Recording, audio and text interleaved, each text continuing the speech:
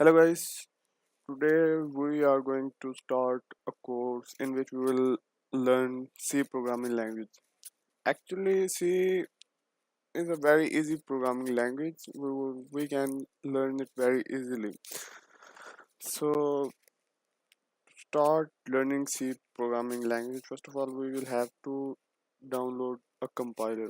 So, follow instructions. There are many compiler like dev and code blocks, but I will prefer Turbo C++ as it gives you a programmer's outlook. So to download Turbo C++, simply type Turbo C++. First link, you can download it from here. Download Turbo C++ and these junky ads. From here you can download Turbo C++ and after running successful installation you can download it, and this is basically your compiler. So I'm going to start it.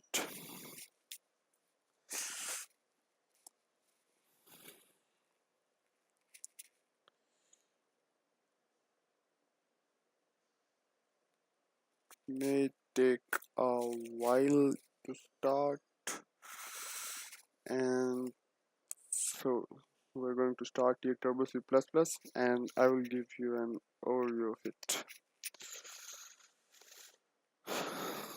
You have to file new, and this is going to be your workspace.